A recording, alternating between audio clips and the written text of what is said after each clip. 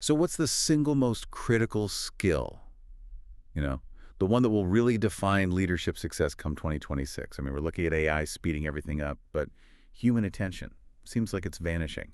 What's left that's truly human and, well, indispensable? Like, the sources we reviewed, they're remarkably consistent on this. The skill leaders are going to be judged on overwhelmingly is executive presence. Executive presence, okay. And if you really dig into that, look under the hood, the absolute core success factor driving that presence is persuasive communication. Right. And that's really the mission for this deep dive, isn't it? To get past just, like, talking well. We want to unpack why mastering this specific skill, which is learnable, is the competitive edge so many, frankly, brilliant leaders are missing right now. They get bottlenecked. Okay, so let's nail down the definition first. We hear persuasion thrown around a lot. What exactly is persuasive communication in a professional high-stakes setting? Well, precisely defined, it's the deliberate, the intentional process of influencing what someone else thinks, feels, or does. Thinks, feels, or does. Okay. Yes, but here's the vital part. It's done by presenting relevant reasons, evidence, and crucially, the whole process has to preserve their freedom to choose. That's key. Preserving choice.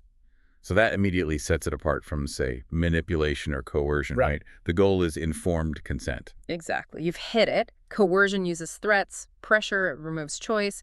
Manipulation, that relies on hiding things. Deception, maybe leaving out key facts. Not giving the full picture. Right. Persuasion, used as a proper leadership tool, aims for voluntary influence. If you find yourself having to hide relevant facts, well, you're not persuading anymore, you're deceiving.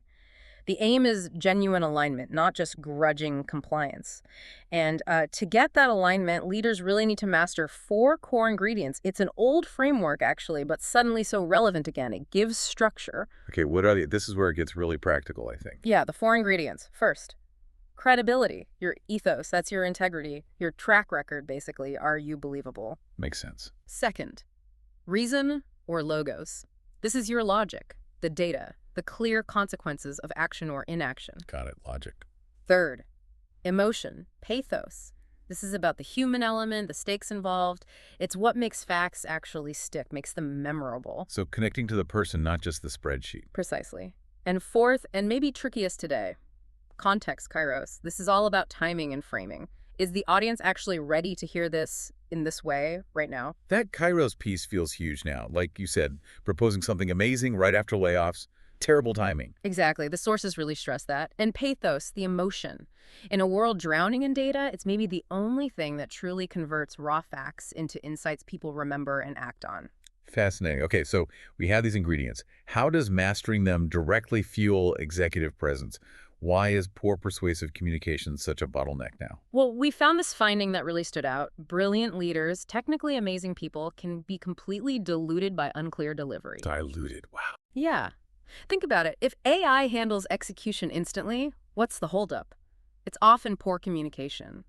Unclear messages, stall decisions, they frustrate teams, they kill innovation before it even starts. So it becomes the main bottleneck. Critical bottleneck. And because this delivery skill is learnable, but, as the sources say, not many have mastered it, well, that's the gap holding back careers. Which really positions this as a power skill, doesn't it? Not just a soft skill. Technical chops get you in the door, maybe. But these skills, persuasion, influence, storytelling, they actually move your career. Public speaking feels like the gym for this skill. It really is. And practicing public speaking, especially structured practice, gives you 2 huge benefits for your overall presence. First, it refines your presence directly. How so? Because speaking in front of others forces you to become intensely aware of your nonverbals, your voice, your posture, facial expressions, even hand gestures. You learn, often through coaching and just seeing yourself, how to adjust these to project confidence. So you learn to appear more confident, which then helps you feel it. Exactly, and that leads to the second benefit. It builds genuine confidence. Every time you communicate effectively under a bit of pressure, you build resilience, what one source called a shield against stress. And that empowerment, that's what gives leaders the courage to ask the tough questions, to challenge the status quo, share those bigger ideas. It fundamentally boosts their leadership presence day to day. Okay, so for you listening, the practical goal here is simple. Shift in attitude and intention, maybe your behavior. The acid test is, when you communicate something important, does it land clearly first time, Does it create momentum? Or, yeah, does it take 3 follow-up emails and a messy Slack thread to clarify what you meant? Right.